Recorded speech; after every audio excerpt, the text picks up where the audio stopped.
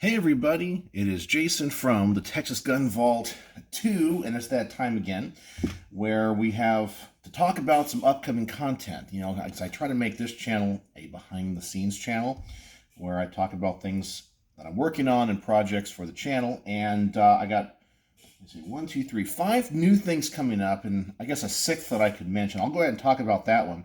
I took my friend Jack's Rock Island Armory 1911, but chambered in 22 Winchester Magnum to the range today.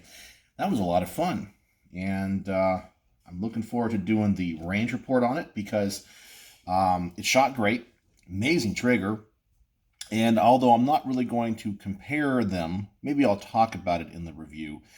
If I was going to buy a 22 Winchester Magnum semi-auto pistol, I would definitely go with this over the Kel-Tec.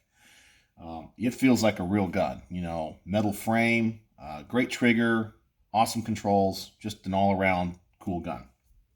But I got 4 other guns here on the table that are on loan to the channel from D, and as always, I say D doesn't want his full name out there, and I understand that, but let's go over what he lent to me, and I think you guys are going to enjoy this. We'll start over here with the 2011 pistols. Now, I know I like to say 2011, but people say it's 2011, and they make fun of me in my videos, but so be it. You can say it either way, right? You know what I'm talking about. That's the most important thing. But this is another 2011 or 2011 pistol, double stack 9mm, from Atlas Gunworks. Yeah, and this is the Athena. Yeah, that's a beautiful, beautiful gun. I've really grown to appreciate these 2011s. Really cool high-end guns. So we have the Athena on the table. Then we have what looks like a very similar gun, similar sized, but we have the Nix. Now this is in stainless steel, obviously, and there's something really cool about a stainless steel 1911 or 2011 or 2011, whatever you want to call it. Isn't that just an awesome looking gun?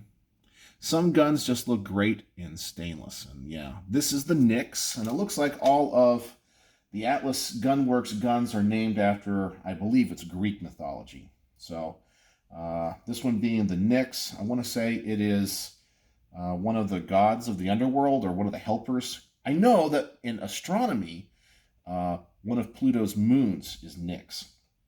So I believe it's the same thing, or it's named Nix.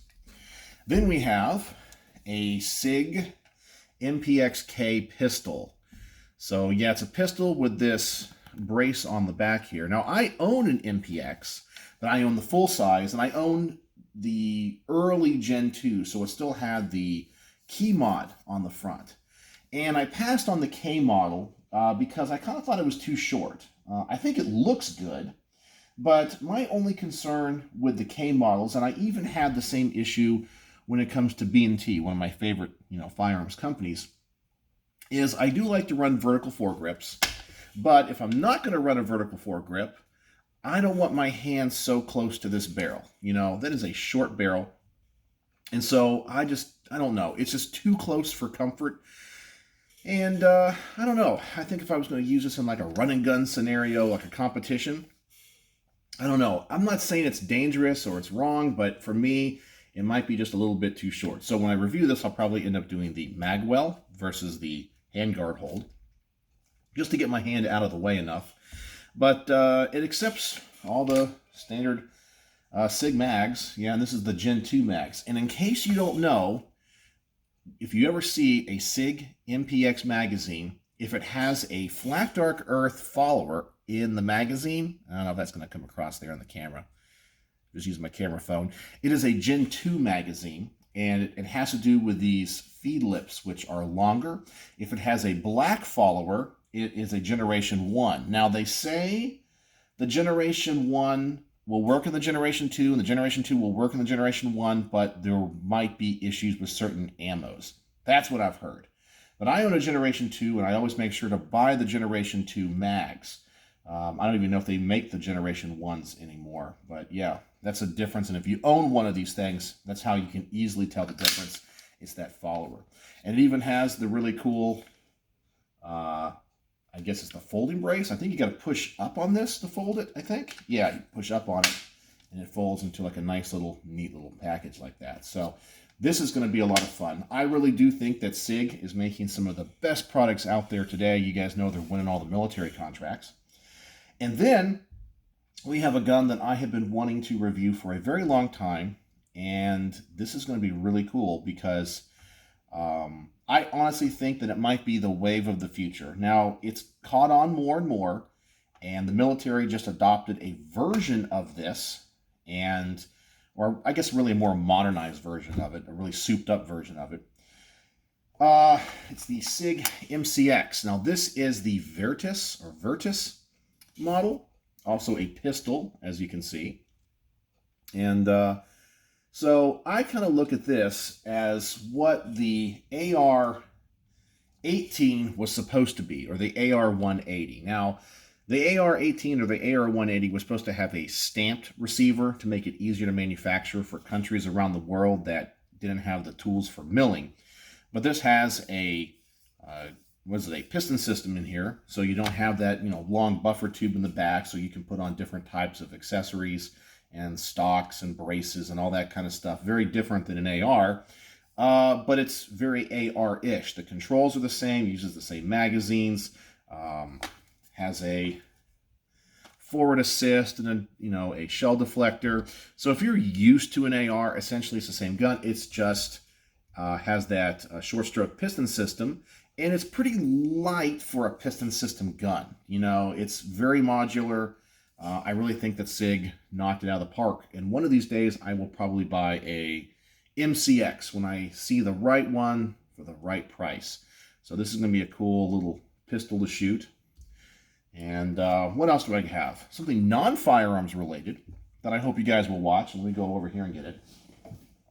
I'm going to do a review of some EDC gear, but it is of a wallet. So I was sent from the company Groove Life. They make like the Groove Belt and things.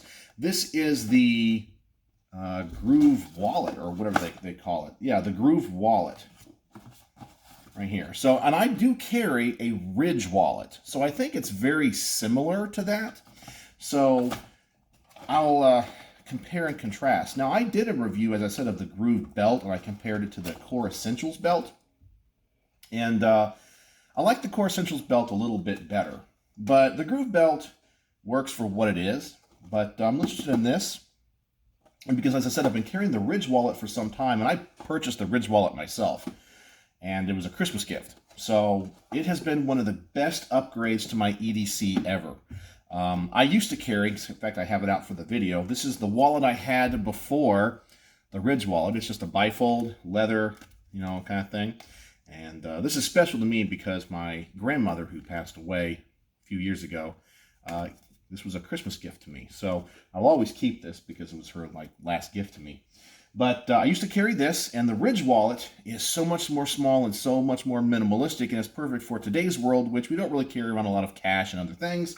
And so if you're not carrying more than, I think, like 8 or 9 cards, it's perfect. And I think this is kind of the same thing, and so I'll definitely give it a shot, and I think it's very relevant. As you guys know, I try to do EDC gear reviews, and I know they're not as popular as my gun stuff, but I know if you're into firearms, you're into EDC gear. I'm going to show off the other EDC gear that I've been carrying around lately. I have a Spyderco Para 3. So this is my everyday carry knife right now. I really like it. It's been great. It's got a lot of good use. Great little knife here. And I love those Spyderco opening holes.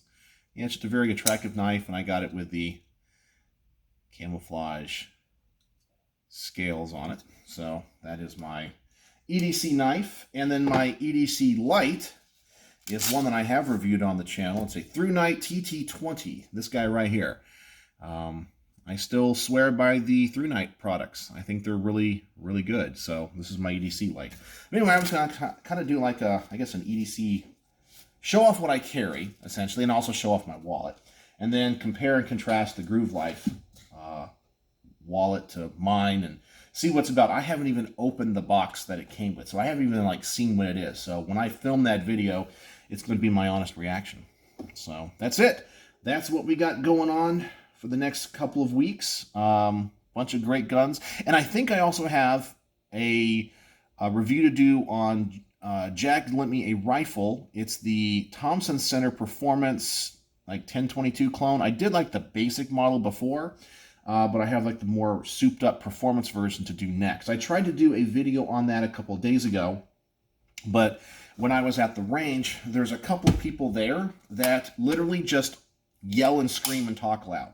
They don't have electronic hearing protection, and they say the most inappropriate things. So I don't mind if people are talking or people are shooting at the range. I mean, it's a range, right?